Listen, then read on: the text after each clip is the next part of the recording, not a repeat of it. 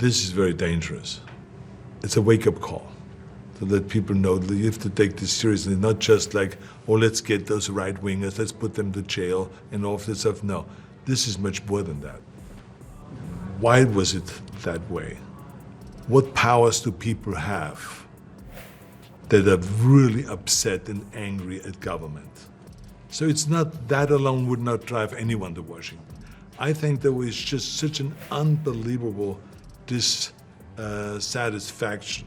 Ever wondered what happens when you pit a real-life Terminator against a Twitter tyrant? Well, grab your popcorn, folks, because Arnold Schwarzenegger just went full Skynet on Trump's ego. In a viral video that's spreading faster than fake tan at a MAGA rally, Arnie flexed his political muscles and left Trump looking like a 98-pound weakling. Spoiler alert, the Governator didn't just terminate Trump's reputation, he blew it up, then drove a Humvee over the pieces. Before we move on, I'd like to ask you a small favor. If you appreciate this content, please take a second to like this video and subscribe to the channel. Over 98% of you watch the videos without subscribing. It costs you nothing, but it makes a huge difference to us. So, did you click the subscribe button?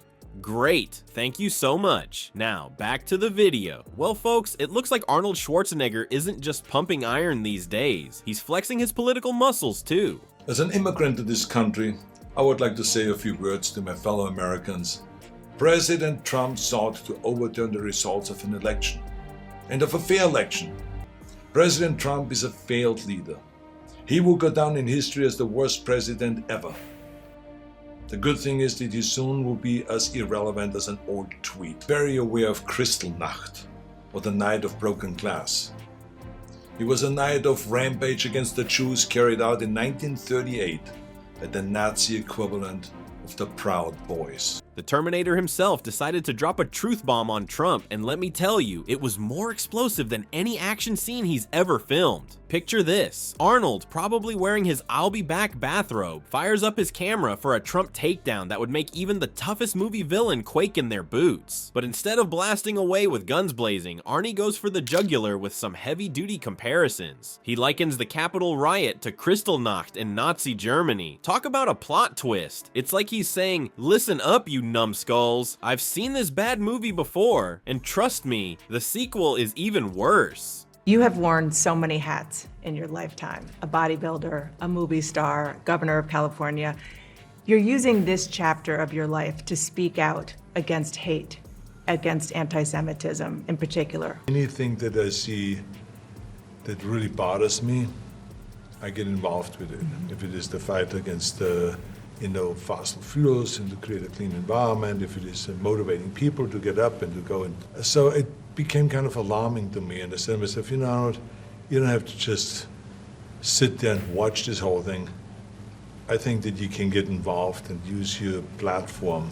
But wait, there's more. Schwarzenegger gets personal, sharing a story about his dad who was a member of the Nazi Party. It's not exactly the kind of family tale you'd share over Thanksgiving dinner, but it packs a punch. He's basically telling us, hey, I know a thing or two about dictators and their fanboys. Now, you'd think that would be enough to make his point, but nope. In true Conan style, Arnold whips out his sword, because nothing says I'm defending democracy like waving around a giant letter opener, right? It's like he's ready to slice through the baloney of Trump's claims faster than you can say fake news. And boy, did this video spread. It went more viral than a cat video during a lockdown. It probably even made its way into Mar-a-Lago's golden toilets. I can just imagine Trump's face turning as orange as his tan when he saw it.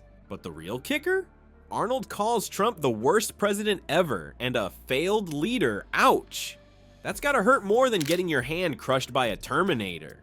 It's like Arnold saying, I'll be back to roast you again, Donald. Well, folks, it looks like we've got ourselves a good old-fashioned Twitter tussle between two ego-inflated alphas. They hired a big movie star, Arnold Schwarzenegger, to take my place. And we know how that turned out. The ratings went right down the tubes. It's been a total disaster. Arnold, I have a great idea. Why don't we switch jobs? You take over TV, because you're such an expert in ratings, and I take over your job. And then people can finally sleep comfortably again. So being from Europe, I've seen firsthand how things can spin out of control. I know there is a fear in this country and all over the world that something like this could happen right here. Trump, not one to take a roasting lying down, decided to fire back at Arnold with all the grace of a bull in a china shop. But instead of addressing, I don't know, actual presidential stuff, Donnie Diapers went straight for the jugular: TV ratings. That's right, while the country was dealing with minor issues like a pandemic and economic crisis, our commander-in-chief was busy tweeting about Celebrity Apprentice. It's like watching a toddler throw a tantrum because someone else is playing with his favorite toy, except the toy is the presidency and the toddler has nuclear codes. Trump, in his infinite wisdom, decided to unleash a barrage of tweets faster than you can say Kofef. He wasn't just content with one tweet. Oh no, our tweeter-in-chief went on a spree, probably while sitting on his golden throne, because nothing says presidential like rage tweeting about reality TV while doing your business, right? But here's the kicker. Trump wasn't worried about trivial things like foreign policy or the economy. Nope, his main concern was whether D-list celebrities could sell lemonade better than each other. I mean, who needs to focus on running the country when you can obsess over whether Gary Busey can hawk sugar water? Talk about presidential priorities. The only thing is that we don't have to go under completely.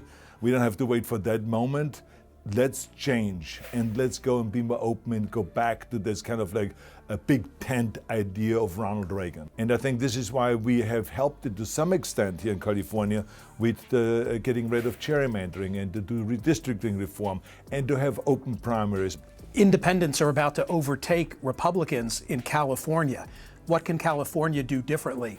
I think independents are going to take over the Republicans, they're going to take over the Democrats also. Meanwhile, Arnold wasn't about to let Trump have the last word. He fired back, telling Trump to focus on running the country instead of obsessing over some silly TV show. It's like watching two bodybuilders argue over who has the better spray tan technique. Spoiler alert, they both look like overcooked hot dog. As Trump's term went on, their friendship deteriorated faster than Trump's hairline in a windstorm. It's a classic Hollywood breakup story, but instead of paparazzi photos, we get angry tweets and viral videos. Pass the popcorn, folks. Well, folks, it looks like the Terminator has terminated Trump's reign of Twitter terror. Who knew Arnold would go from "I'll be back" to "I'll be backing democracy"? But here we are, with Schwarzenegger flexing his political muscles and leaving Trump looking like a 98-pound weakling in the gym of public opinion. The takeaway from this Hollywood-style political showdown: it's not about how many times you can tweet "you're fired," but how you stand up for what's right. Arnie's reminding us that being a tough guy isn't about bullying people online. It's about having the guts to defend democratic values when they're under attack. So what can we do? Well, we can't all be action heroes, but we can be action voters. Get involved in local elections, educate yourself on the issues, and hold your leaders accountable. Because in the end, the real political muscle comes from engaged citizens, not orange-tinted Twitter tyrants. And remember, in the voting booth, we're all equal. Whether you're a bodybuilder, a billionaire, or just an average Joe trying to make America actually great again.